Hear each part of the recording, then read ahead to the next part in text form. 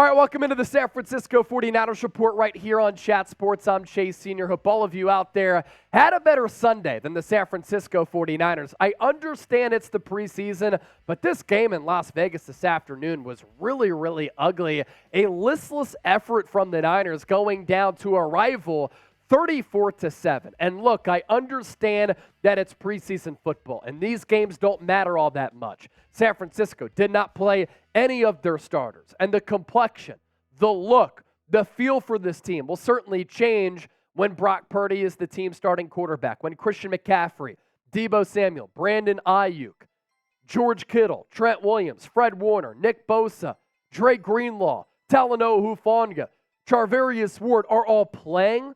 But why I get a little bit concerned about this game is because if the 49ers have injury attrition, and they've been top 10 in injury rate every year under Kyle Shanahan, and some of these backups have to play, that spells disaster. And it's concerning for San Francisco because they are loaded with premier talent on both sides of the football. They do not have a lot of depth on this team.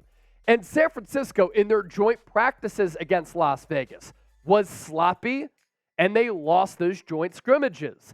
Today in this preseason game, they were sloppy, they turned the football over, and they got beat once again by Las Vegas. 2 turnovers for San Francisco that I didn't like. The fumble from Cam Latu, a third-round pick, who has dropped a lot of passes throughout training camp so far. That led to a Raiders score. Ronnie Bell, who otherwise had a really good day, had a drop pass that led to an interception, which flipped the field for Las Vegas. You had 2 missed field goals from your other third-round pick in Jake Moody. He's probably feeling the pressure already. Your 2 third-round picks, it's early, but Cam Latu and Jake Moody, it looks as though those 2 picks might be misses. And what have I said all offseason? When you draft a kicker in the 3rd round and he misses a couple of kicks early, he starts to feel the heat. He's out of it mentally, and then you spoil a 3rd-round pick on a kicker when you could have used one of those picks for an offensive lineman, and this Niners offensive line was dreadful today. I think San Francisco got pushed around and bullied in the trenches on both sides of the ball, and you had the 2 drop picks from Trey Lance. So right there, that's a couple of fumbles, that's 2 missed field goals, and a couple of drop picks. There alone, that's 6 potential turnovers for San Francisco. So that's why I'm a little bit concerned, and that's where my concerns come from. On a positive note, let's talk about some winners first here for the Niners before we shift over to our losers from this preseason opener against Las Vegas. Let's start here with Marcelino McCrary-Ball. I thought he came up from that linebacker spot, laid a couple of big hits. He was really active. I liked the range that I saw and the athleticism. We know that Fred Warner and Dre Greenlaw have 2 of the linebacker spots locked up. That 3rd linebacking spot, it's up for grabs. And I thought Marcelino McCrary-Ball displayed some good football today. Yes, Ronnie Bell did drop that one pass that led to an interception. That was ugly. Outside of that, though, I thought Ronnie Bell had a pretty good day. And after Ray McCloud went out with that broken left wrist in which he suffered that injury during Tuesday's practice, I wasn't sure who the Niners were going to go with as their return man. Ronnie Bell was first up. Did he look great returning the ball? Not great, but he was at least somewhat effective in catching the ball, though. Had a couple of really tough catches. He had this end around that I liked the wrinkle of giving him the football in that situation where he broke a couple of tackles to pick up a first down after San Francisco had started the game with 3 consecutive 3-and-outs on their first 3 drives as Trey Lance got the start. And then Ronnie Bell had that 38-yard catch from Sam Darnold, which was a dot from Sam Darnold. So Ronnie Bell, special teams contributions on the end around and the long play, the most explosive play for the Niners in today's ball game. He is the inside track at potentially making this roster as a 7th-round pick. Ambry Thomas is also squarely on the roster bubble. And going into the game, during our pregame show, I had talked about the backup outside corners. Ambry Thomas is competing for one of those spots. Right now, it's going to be Charvarius Ward and Deommodore Lenoir. Ambry Thomas is on that roster bubble, squarely on it. And today had a couple of good pass breakups which he made a break on the football. You make plays like that, you're able to earn a spot on this 53, especially as a former third-round pick. Deshaun Jamison, I want to list him as a winner as well. I didn't see a ton from him at defensive back, but the UDFA has been making plays throughout OTAs, rookie minicamp, and in training camp at cornerback. Again, I didn't see much from him there, but he had a couple of good returns. He had some juice.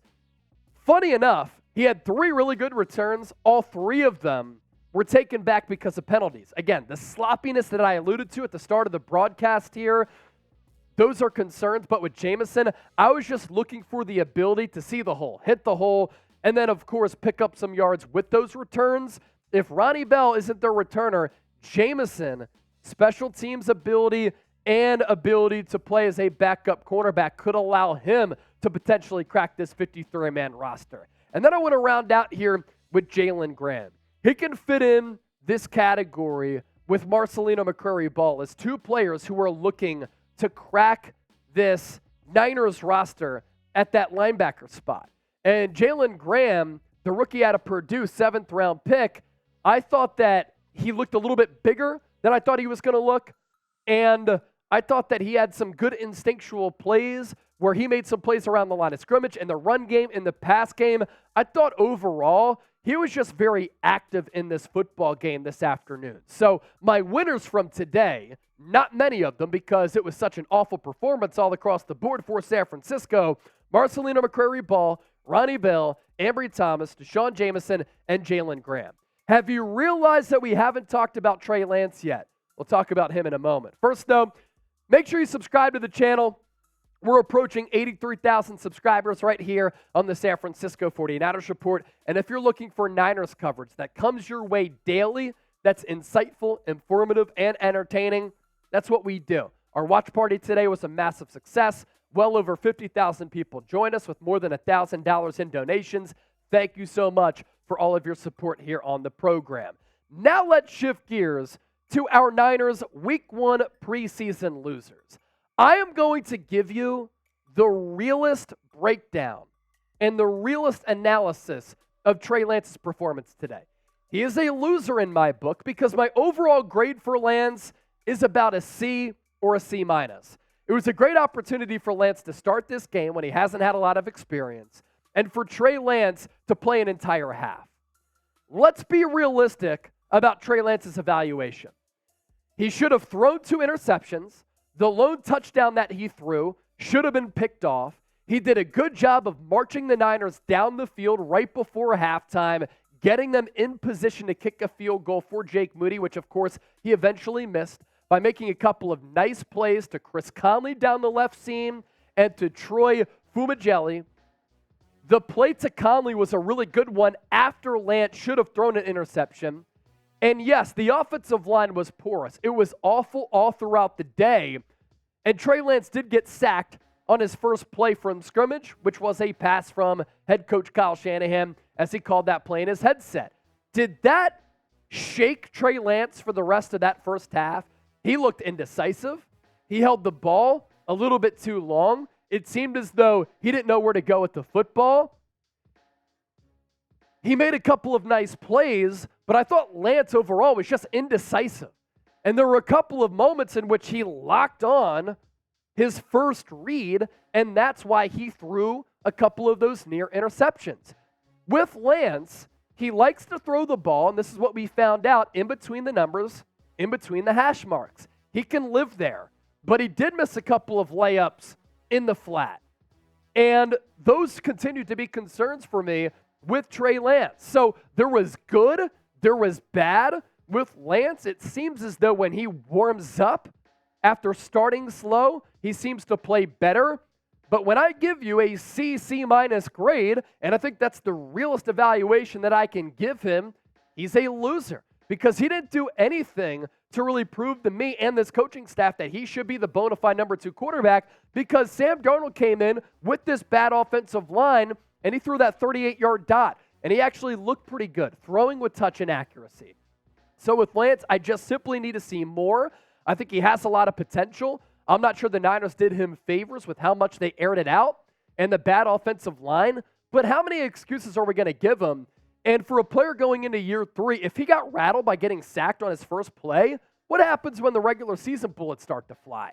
He needs to make progress and take some steps with some of those mature quarterback elements. And today, I thought he lacked in that category. Now let's go to loser number 2. Jake Moody was bad.